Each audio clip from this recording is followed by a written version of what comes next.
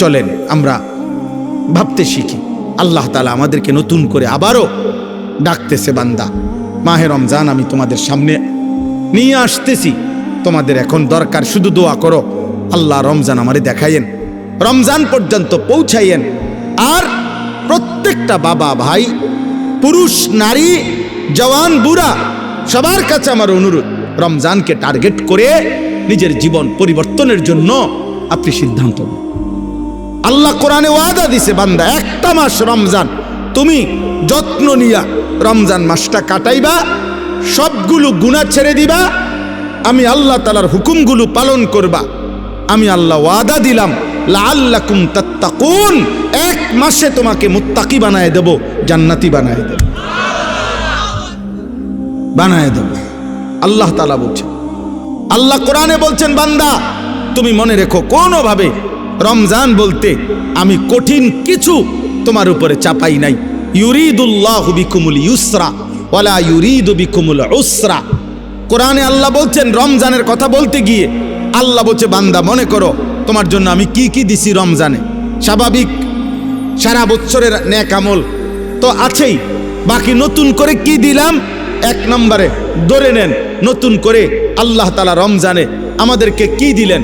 এক মাসের রোজা, রোজা রাখতে হবে। 2, প্রতিদিন তারাবি পড়তে হবে। 3, ইফতার করতে হবে। 4, রাত্রিবেলা সাহারি খাইতে হবে। 5, শেষ দশকে এতেকাফ করতে হবে। 6, শেষ দশকের বেজর রাত্রিগুলোতে সবে কদর তালাশ করতে হবে। আর কি? আর পুরাটা মাস গুনাহ থেকে বাঁচতে হবে। আল্লাহ তাআলার নেক আমল, 5 ওয়াক্ত নামাজ, জিকির, তেলাওয়াত, দোয়া, কান্নাকাটি এর মধ্যে লিপ্ত থাকতে হবে। এই তো কথা। আল্লাহ তাআলা বলেন, বান্দা বিশ্বাস করো, এই যে যা যা দিছি আমি, ইফতার, সাহারি, এতেকাফ, তারাবি, রোজা, নামাজ, আল্লাহ বলে বান্দা বিশ্বাস করো, আমি এই বিধানগুলো সাজাইতে গিয়া, দিতে গিয়ে আমি আল্লাহ নিজে তোমার সহজ যেন হয়, কষ্ট যেন না হয়, আমি আল্লাহ কসম নিজে খেয়াল করেছি। ইউরিদুল্লাহু বিকুমুল ইউসরা, আমি আল্লাহ চেয়েছি তোমার যেন সহজ হয়। ওয়ালা ইউরিদু বিকুমুল উসরা, আমি আল্লাহ তাআলা তোমার জন্য কঠিন হোক এটা চাই নাই। প্রথম যেভাবে বিধান শুরু করছি নবীজির জামানায়, প্রথম রোজার শুরু, রমজানের শুরু, ওইখান থেকেও আমি বান্দা সহজ করতে করতে করতে বর্তমানের অবস্থায় আনছি।